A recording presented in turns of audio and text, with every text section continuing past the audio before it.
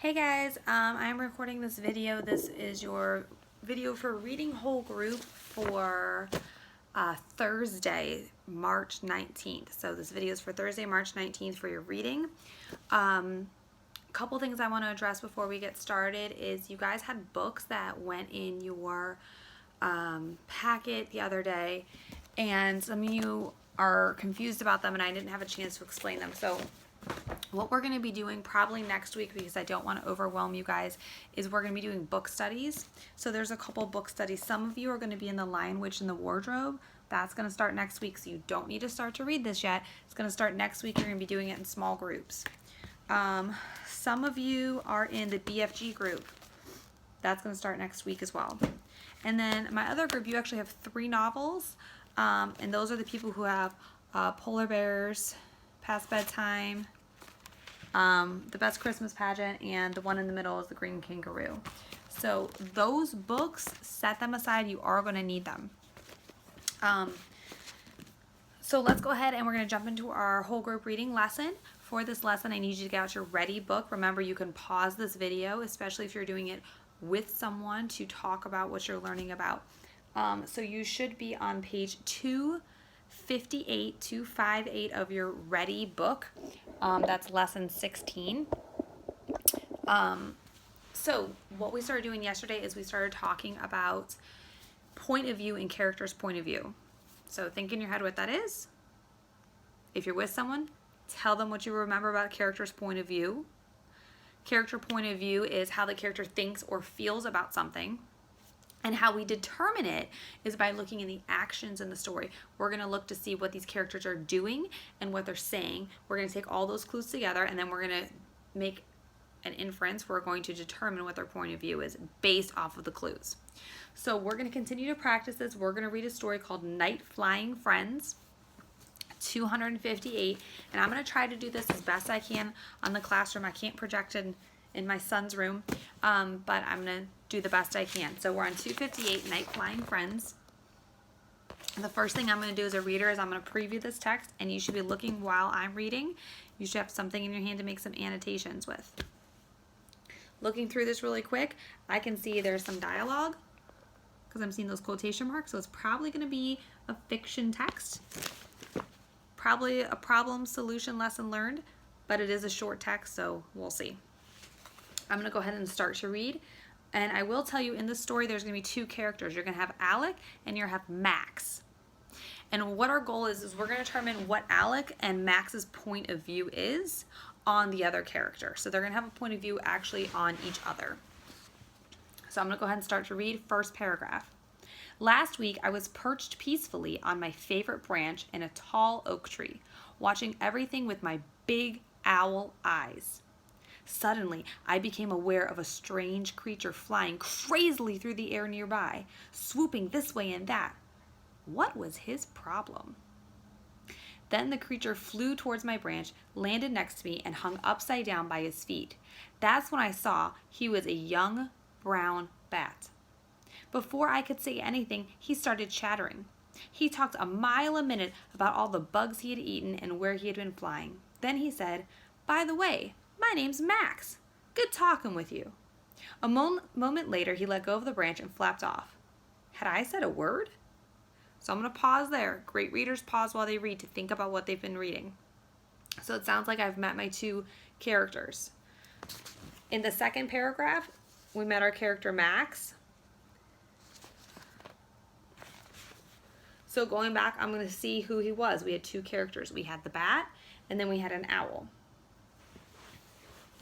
In paragraph 2, going back to make sure, Max was talking, and he said that he eats bugs. So that's something I'm going to keep in my mind. And I'm keeping in my mind that Alec, in paragraph 3, if I continue reading, says, "My name is Alec. I hooted after him. Not that I cared if he knew." So he's the one hooting. So this is our owl is Alec. So maybe I want to make a note in my picture so I remember that Alec is my owl. And my bat, my cute little bat, is Max. I'm going to put a little M there so I can remember my 2 characters. The weird thing I found when I was reading this is in paragraph 3, Alec said, "My name is Alec. I hooted after him. Not that I cared if he knew." Now, I know me, if I don't care about somebody, or I don't care what they think about me, or I don't care if they want to know what I have to say, I'm not thinking too much of them. So already based off of this clue in paragraph 3, I'm thinking Alec, he doesn't care too much for him because he doesn't care what he has to say. Let's go ahead and look in paragraph 4. We're going to continue reading our story. The next night, though, I found myself hoping Max would come back. So at first, Alec doesn't care if he knows his name, but now he's hoping he comes back. So I'm seeing a little bit of a change. True, his strange ways troubled me. He liked to eat mosquitoes and flies after all. But we are both creatures of the night and we can both fly. And it would have been good to have someone to talk with. When I finally saw him, I swooped through the air towards him. "Hey, Max," I said. "Want to stop by my branch after dinner?" "Sounds good," he said. Then we flew through the night together, our first flight as friends. Let's take this and we're going to break it apart now, and we're going to look for these clues to determine their point of view on each other.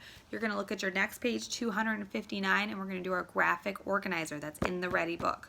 This is what we're doing together. This is going to be something you're going to take a picture just like yesterday and upload. So let's go ahead and let's look at Alec, and let's look at Alec's actions. Okay, what do we notice about Alec? In the beginning, we see him sitting on our branch. Remember, he's our owl. And he sees Max fly towards him. So I'm going to go ahead and write down that's what happened, that he was sitting there and he saw an owl fly towards him. Or excuse me, he saw a bat fly towards him. So I'm going to write he's sitting on a branch. Sitting on a branch. And then Max lands near him.